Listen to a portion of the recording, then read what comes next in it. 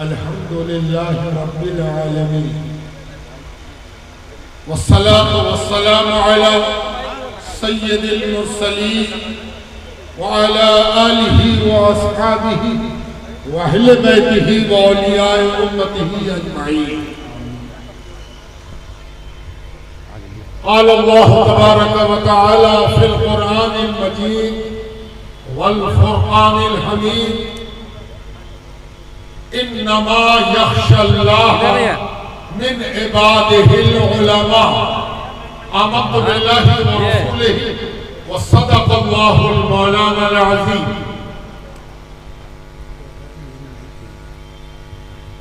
उलमाए मिल्लत इस्लामिया,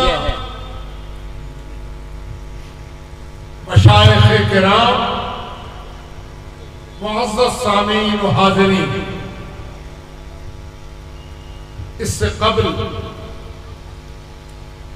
कि इस अजीम मुल्क की राजधानी में मुनक़्क़िद होने वाली इस नूरानी बज़्म में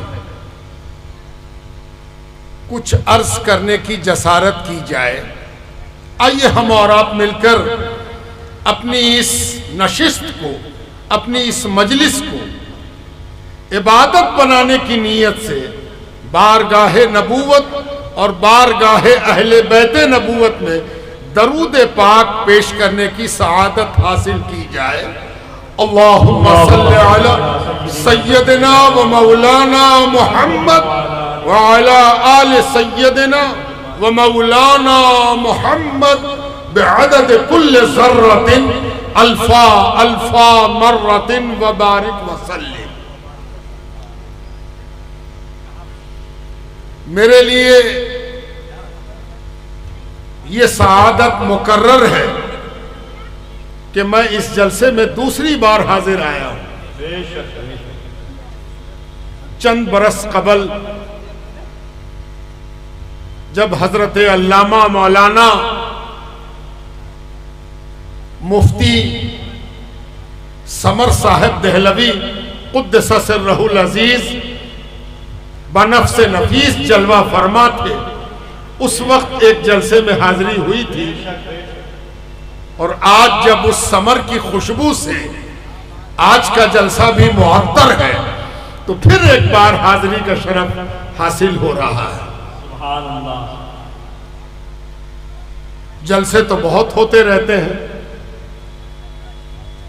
लेकिन महल वक़ू के एतबार से राजधानी का जलसा अपनी एक अलग अहमियत रखता है। और राजधानी वालों से खिताब करना यह भी कोई आसान बात है।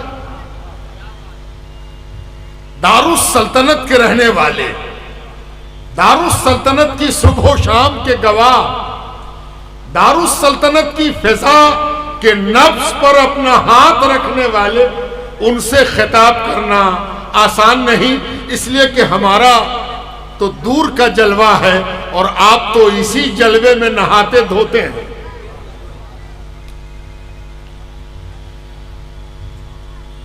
आज का ये जलसा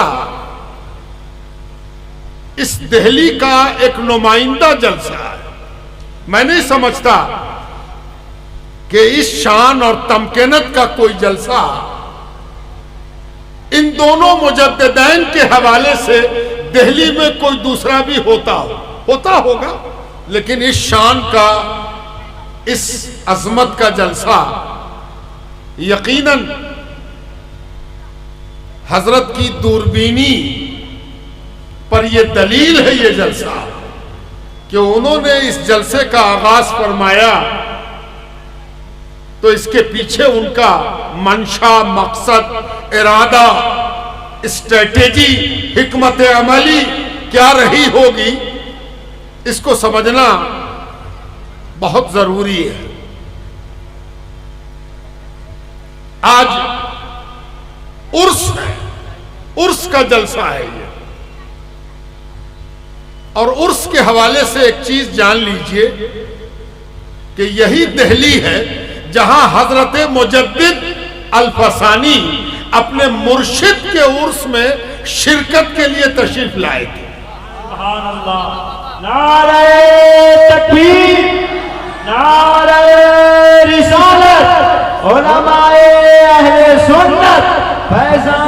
मुजद्दिदैन, नारे तकबीर। और मैंने ये बात इसलिए अर्ज की कि एक धुंध छांटी जा सके। वो धुंध इस बात की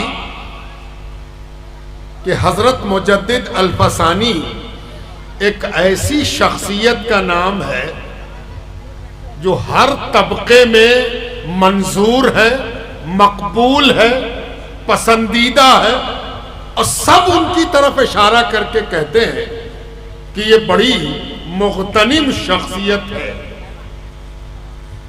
बिदअत का इन्होंने रद्द किया, सुन्नत की पैरवी की दावत दी, खुद पैरवी सुन्नत की अलामत बने, बिदअत को बर्दाश्त नहीं किया।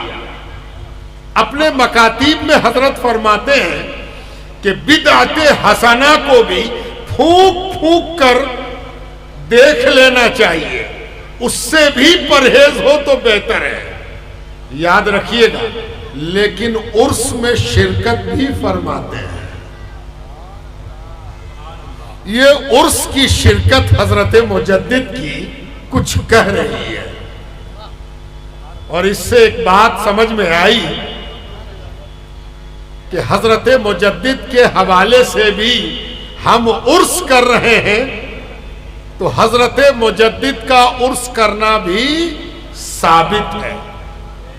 अपने शेख के उर्स में यहीं हजरत ख्वाजा बाकी बिल्लाह नक्शबंदी रहमतुल्लाह अलैह की बारगाह में हाजिर आए। 5 बार हाजिर आए हैं हजरत, उनमें से 1 बार उर्स में भी, 3 बार हजरत की हयात मुबारका में, 1 बार उनके विसाले मुबारक के बाद, और 5वीं बार उनके उर्स में हजरत मुजद्दिद की शिरकत हुई। ये जो उर्स है, इसका मकसद क्या है? और जब किसी चीज का मकसद मालूम ना हो तो एतराज अपने आप में बेमाना हो जाता है। पहले यह देखना चाहिए कि हम जिस चीज पर एतराज कर रहे हैं, अगर उसकी तारीख हमको नहीं मालूम है कि कब शुरू हुआ, कैसे शुरू हुआ, कौन करते थे, तो कम से कम उसके मकसद को जान लें कि तारीख न जानने से, मकसद जान लेने से भी काम चल जाता है। आज मुआशरे में इतनी फुर्सत नहीं है कि कोई अपनी तारीख को जान सके, हिस्ट्री जान सके, इतिहास जान सके। आप पूछ दीजिए कि अकबर कौन था, अकबर का बाप कौन था और अकबर का बेटा कौन था, बड़ी मुश्किल से लोग जवाब दे पाएंगे, गड़बड़ा जाएगा। कौन अकबर, कहां का अकबर, कैसा अकबर। और जब तारीख पर पकड़ ढीली पड़ जाती है तो बिल्कुल वही हाल होता है जैसे किसी की जेब पर तवज्जो हट जाए और उसकी जेब कट जाए। तारीख का जानना इसलिए जरूरी है कि तारीख भी जेब की मानिंद है, उस पर नजर होनी चाहिए, उस पर होशो हवास की तवज्जो होनी चाहिए, ताकि तारीख को मखौल बनाकर कोई आपके जज्बात से, कोई आपकी जायदाद से, कोई आपके एहसासात से खिलवाड़ न कर सके। इसलिए तारीख को जानना जरूरी है। अगर आज ये जलसा न होता तो कोई क्या जानता कि सफर के महीने में किस बुजुर्ग के उर्स की तारीख है। इस जलसे ने दिल्ली वालों को बिला वास्ता और इस जलसे के सुनने वालों को जो दूर से सुने बिल वास्ता ये बता दिया कि इसी महीने में 2 बड़े मुजद्दिद की तारीख है। सुभान अल्लाह, सुभान। और इससे एक बात पता चली कि हमारी तारीख इतनी रिच है, कीमती है, वुसअत वाली है, भारी पूरी है कि कोई महीना ऐसा नहीं गुजरता जिसमें आरास की तारीखें न हो। आज इनका उर्स है, कल उनका उर्स है। जैसे ही उर्स की तारीख आती है, एक सवाल उठता है कि कौन बुजुर्ग हैं, किस जमाने के हैं, कहां से आए थे, क्या कारनामा है इनका। यही मकसद है उर्स का कि जो औलिया अल्लाह हैं उनकी तारीख से तुम्हारी वाबिस्तगी रहे, उनकी जात से वाबिस्तगी रहे, उनकी खिदमत से वाबिस्तगी रहे, ताकि तुम उस वली से कभी दूर न जा सको। और ये खिलवाड़ नहीं है, ये अल्लाह ताला का हुक्म है। या अय्युहल्लज़ीना आमनु तक़ुल्लाह व कूनू मअस सादिक़ीन, सच्चों के साथ रहो, सच्चों का दामन पकड़े रहो। सच्चों के दामन पकड़ने का एक तरीका यह भी है कि उर्स तुमको उनका दामन पकड़ाता रहे, ताकि तुमको यह एहसास रहे कि क्या है मामला। मैं क्यों इस पर जोर दे रहा हूं, अब उस तरफ चलता हूं। आज दो मुजद्दिद का जिक्र है यहां। मुझे कहा गया है कि आप हजरत मुजद्दिद अल्फसानी पर बोलेंगे, दूसरी शख्सियत पर कोई और बड़े आलिम खिताब करेंगे, इसलिए मैं अपने मौजू का पाबंद हूं। मुझे जो मौजू दिया गया उस पर मैं बातें करूंगा, लेकिन इशारा कर दूं, अभी आप एक फाजिले नौजवान से सुन रहे थे कि तजदीद क्या है। मैं मामूली आदमी हूं, इसलिए मामूली जबान में आपके सामने तजदीद की वजाहत कर दूं। आप तो जानते हैं कि अभी बरसात से पहले दिल्ली की जमीन बिल्कुल सूखी हुई थी। सड़क से गुजरते हुए कभी कभी आपने देखा होगा कि सरकार ने जो पेड़ पौधे लगाए हैं, दरख्तों की आबियारी का इंतजाम नहीं किया, मुरझा मुरझा से गए। यक बयक बरसात आई और बरसात का पानी पड़ा नहीं कि ऐसा लगा जैसे कि मुर्दा जमीन जिंदा हो गई। दरख्तों के रंग हरे थे, अब तो ऐसे हरे हुए कि इनकी हरियाली तवज्जो अपनी तरफ खींच रही है। जो गर्दो गुबार था उसे बरसात के पानी ने धो दिया, हरे रंग की चमक बढ़ गई, नए फूल की फबन बढ़ गई। बरसात के पानी ने उस मुर्दा जमीन से ऐसी खुशबू निकाली कि आप कहने लगे सौंधी सौंधी खुशबू दिल्ली की मिट्टी से दिल्ली वालों को सूंघने का मौका मिला। ये अल्लाह ताला की तजदीद है कि मुर्दा जमीन को वो जिंदा करता है। इसी को तजदीद कहते हैं। नई जमीन नहीं आई, जमीन वही है, दरख्त भी वही है, पत्ता भी वही है, गुलबूटा भी वही है। पानी तजदीद ने उसको ऐसा ताजा किया कि उसकी ताजगी के असर से आप उसकी तरफ माइल हो। इसी को तजदीद कहते हैं। तजदीद नया दरख्त लगाना नहीं है, नई मिट्टी लाना भी नहीं है, इसी का नाम तजदीद है। अच्छा, एक और मामूली सा, मैं चूंकि पढ़ाता हूं इसलिए तालिब इल्म की सतह तक उतरना मेरी जिम्मेदारी भी है, मजबूरी भी है। और सबसे अच्छा उस्ताद भी वही होता है जो शागिर्द की सतह तक उतर सके। जो उतर नहीं सकता वो चढ़ा भी नहीं सकता, जो उतरेगा वही चढ़ाएगा, है ना। तब एक और तजदीद, कभी कभी आप अपने घर में कोई चीज बहुत दिनों से रखी हुई पड़ी हुई, उस पर गर्द जम गई, फेंका हुआ किनारे, आपको जी चाहता है कि अरे बहुत दिन हो गए इसको साफ सुथरा नहीं किया। आप उसको निकाल के साफ करते हैं, पोंछते हैं, झाड़ते हैं, चमकाते हैं और उसमें एक नई रमक ला देते हैं। अब जब आप सामने रखते हैं तो पहले देखने वाले भी कहते हैं, अरे नया लाया है क्या? एकदम नया हो गया, एकदम नई जिंदगी आ गई, नया जीवन आ गया, चमक आ गई। इसी को तजदीद कहते हैं। तजदीद नई चीज लाने का नाम नहीं है, पुरानी चीज को ऐसा सुथरा बना दिया जाए कि उसमें नई फबन छा जाए, इसी को तजदीद कहते हैं।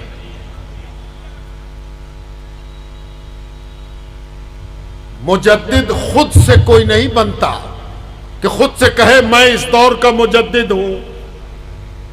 यह बीमारी भी हमारे यहां बहुत आई है। खुद से खड़े हो गए कि हम मसीह मऊद है, खुद से खड़े हो गए कि हम ही महदी है। लोगों को इन्हीं से पता चला कि यही है भाई, है ना। यह बीमारी भी बड़ी खतरनाक है कि हम खुद खड़े हो जाएं और कहें कि हम ही हैं। इस बीमारी से अल्लाह बचाए। इन दोनों मुजद्दिद ने खुद को मुजद्दिद नहीं कहा। शेख अहमद सरहंदी अल मारूफ व मुजद्दिद अल फसानी, इनको उनके मासिर एक बड़े आलिम अल्लामा मौलाना अब्दुल हकीम सियालकोटी ने सबसे पहले मुजद्दिद लिखा। और यह मुजद्दिद लिखना ऐसी रूहानी बशारत के नतीजे में था कि आज उनका नाम जानने वाले कम हैं और उनको मुजद्दिद कहने और समझने वाले उससे ज्यादा हैं। इसको कहते हैं ताईद गैबी, ताईद इलाही।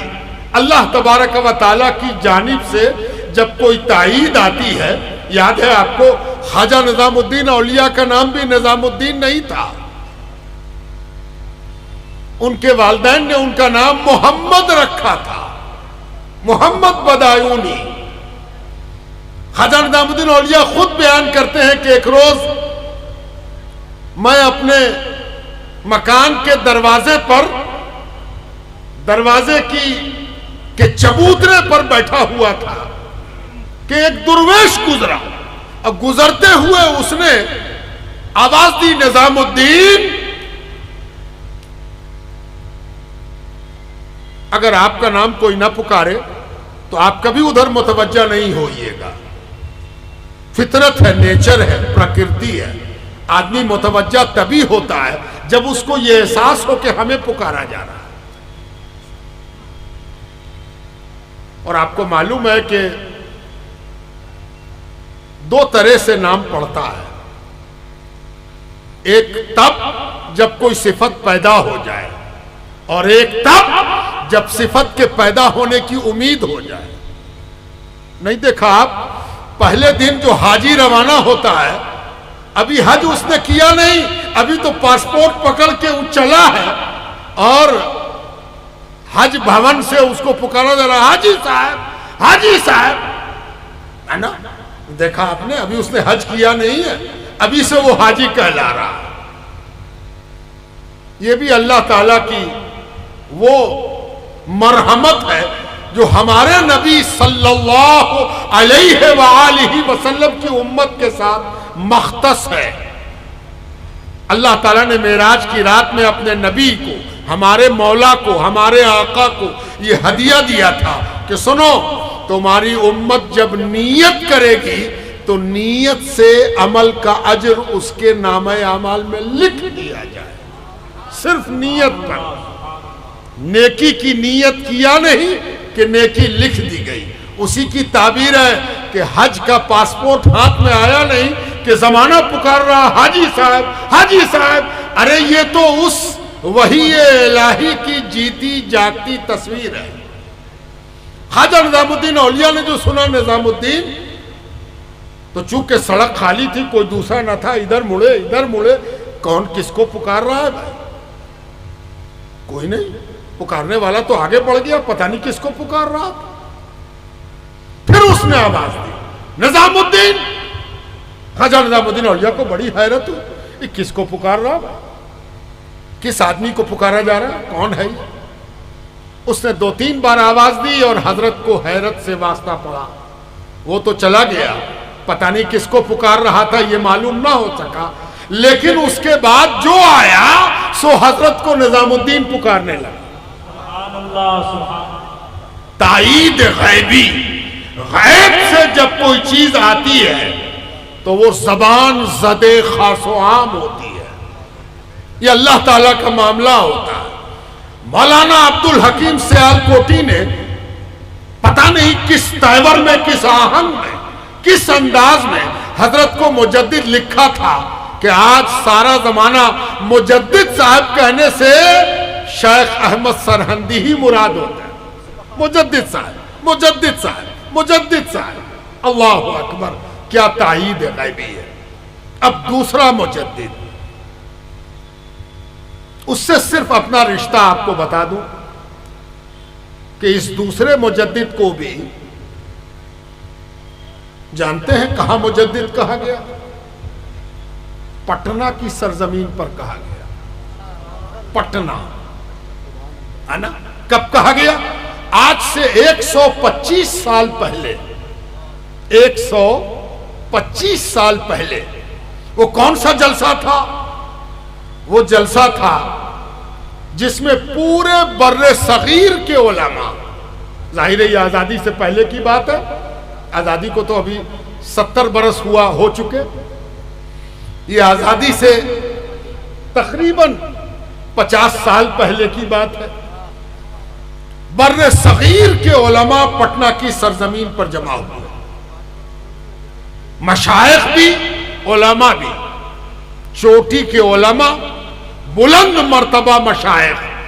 और उस जलसे में बिल इत्तेफाक जिसको मुजद्दिद कहा गया, माना गया, बोला गया,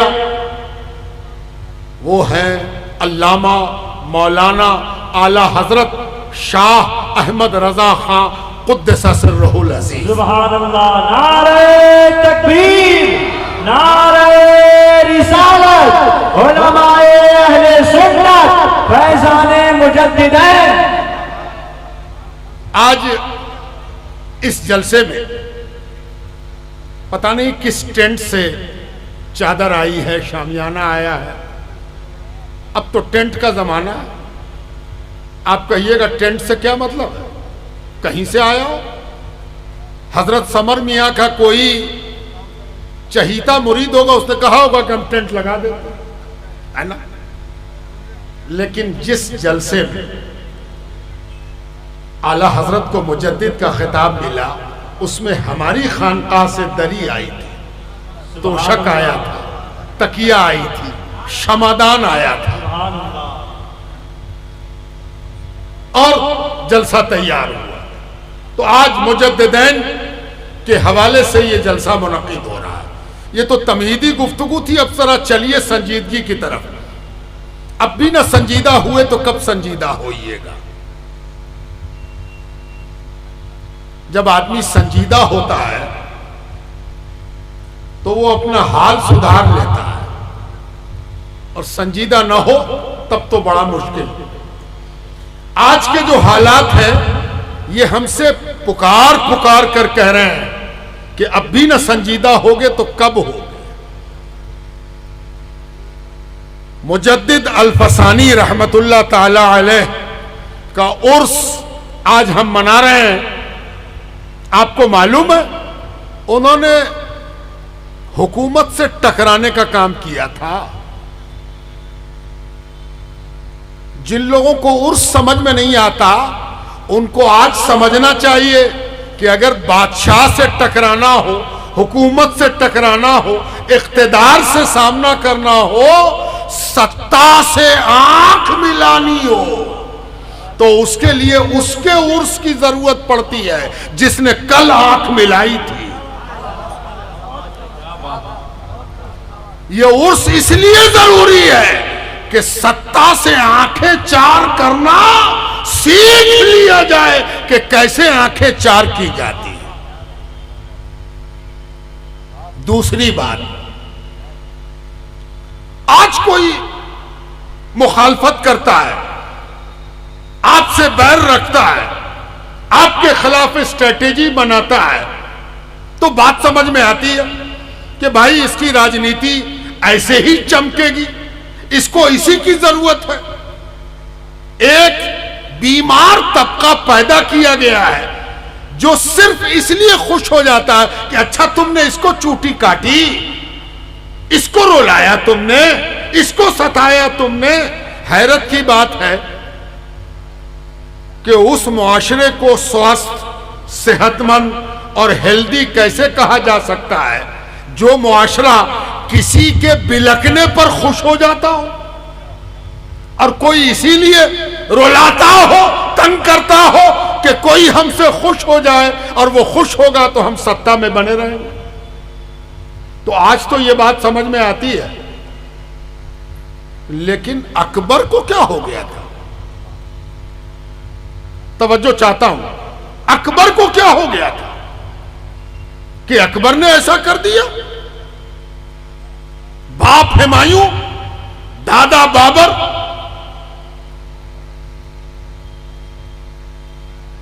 बाबर के बारे में जान लीजिए, पक्का नक्शबंदी था। बाबर खुद और बाबर का बाप उमर मिर्जा दोनों ख्वाजा उबैदुल्लाह अहरार के मुरीद हैं।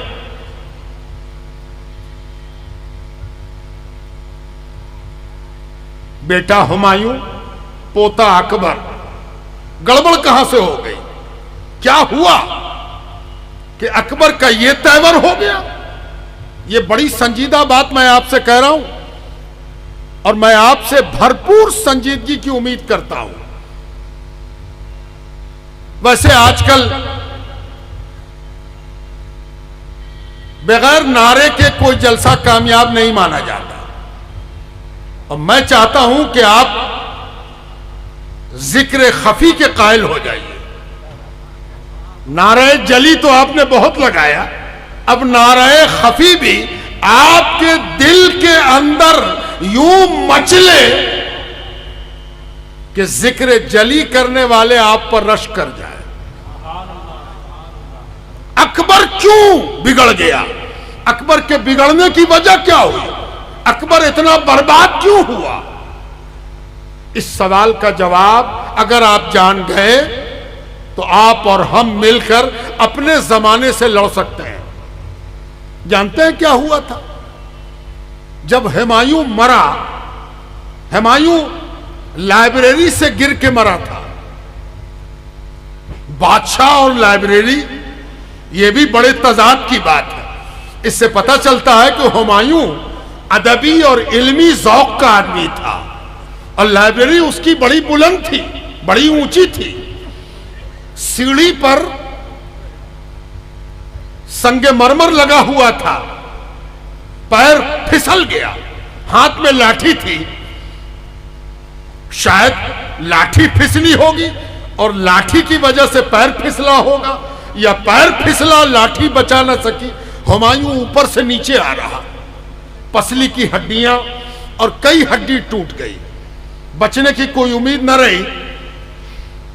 चंद मुद्दत में ही इंतकाल हो। जब इंतकाल हुआ तो अकबर की उम्र बहुत कम थी, बहुत छोटी उम्र, मुश्किल से 10 से 15 साल की उम्र रही होगी अकबर की। और अकबर था भी नहीं, अकबर दूर था। बैरम खां साथ साथ थे। बैरम खां यके अज वजीर थे हुमायूं के, बड़े पुख्ताकार, तजुर्बेकार, वफादार बैरम खां। बैरम खां को तो शायद आप जानते हो या न जानते हो, लेकिन उनके बेटे को आप जानते हैं। जब भी ख्वाजा निजामुद्दीन औलिया के यहाँ आप हाजिरी देंगे तो दाहिने ख्वाजा निजामुद्दीन औलिया, बाएं हुमायूं का मकबरा, और मुंह आपका आश्रम की तरफ हो, भोगल की तरफ हो। थोड़ा सा आगे बढ़िएगा तो बाएं हाथ में एक मकबरा मिलेगा। आपकी हैरत आपसे पूछेगी ये मकबरा किसका है, रोड पर। तो शायद जानकार आपसे बताए ये अब्दुल रहीम खाने खाना का मकबरा है। अब्दुल रहीम खाने खाना, अब्दुल रहीम खाने खाना बैरम खां के बेटा हैं। उन्हीं के बाप का नाम है बैरम खां। बैरम खां अकबर को अपने साथ लेकर तरबियत चल रही थी। पढ़ाई भी अभी मामूली हुई थी। एक अंदाजे के मुताबिक अभी बेचारे ने आज के हवाले से मैट्रिक भी पास नहीं किया, 10वीं क्लास भी पास नहीं किया। हुमायूं का इंतकाल हो गया। बैरम खां को जैसी खबर मिली, झटपट वहीं पर जानशीनी का ऐलान हुआ कि अकबर बादशाह हो गया। बाद में राजधानी आया, राजधानी पहुंचा, बादशाहत की रस्म अदा की गई, बादशाह हो गया। कोशिश किया गया कि कुछ अतालीक मुकर्रर हो, कुछ उस्ताद बैठाए जाएं।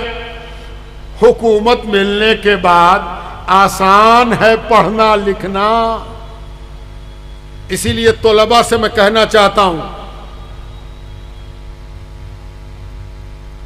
जब तक आपको अपने घर में इख्तिदार नहीं मिला है, अच्छे से पढ़ लिख लीजिए।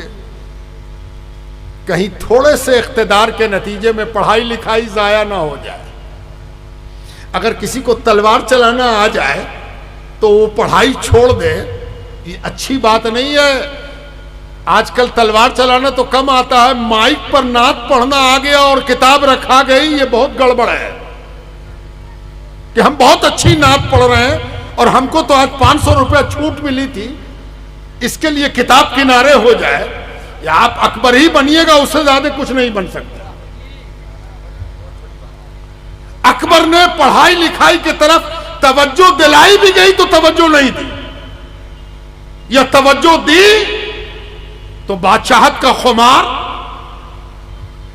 राजा होने का नशा, इख्तिदार का जहर उसको इल्म के तिर्याक की तरफ बढ़ने नहीं दे रहा। नहीं पढ़ सका अकबर। तो जब आदमी नहीं पढ़ता है तो कभी कभी उसके दिल में ये ख्याल होता कि ना पढ़ा तो क्या हुआ, पढ़े लिखे को खरीद लेंगे, इधर से 2-4 खरीदेंगे, इधर से 2-4 खरीदेंगे, अपने साथ रखेंगे। चुनांचे उलमा की मंडली उसने पसंद की कि मेरे साथ आलिम रहें। आप भी आइए, आप भी आइए, आप भी आ जाइए, आप भी आइए ना, आप भी रहिएगा। और जो उलमा उसके साथ रहे, उनकी पहली फिक्र यह थी कि बादशाह के दिल में हम उतर जाएं। तवज्जो चाहता हूं, मैं बादशाह के दिल में उतर जाऊं, हमको ज्यादा माने, इनको कम माने और उनको कम माने। नतीजा यह हुआ कि अकबर बजाय इल्म की छांव में आने के उसको उलमा का अखाड़ा देखना नसीब हो गया। ये मैं बहुत तल्ख बात कह रहा हूं और यहां बैठ के कह रहा हूं। उलमा का अखाड़ा, उसने देखा कि एक आलिम को दूसरा आलिम कैसे रुसवा करने की कोशिश करता है। उसकी पगड़ी उछालता है, उसकी टोपी उछालता है, उसके कमरबंद पर तंज करता है, उसके पाजामे की लंबाई और ऊंचाई नापता है, उसके अकीदे की धज्जियां उड़ाता है, उसके मफरूजे पर अपना मफरूजा कायम करता है। रोज ये तमाशा देखते देखते अकबर खुद गुस्ताखी सीख गया कि उलमा को क्या जरूरत है इज्जत देने की। जब ये आपस में इज्जत नहीं दे पाते तो हम क्यों इज्जत दें।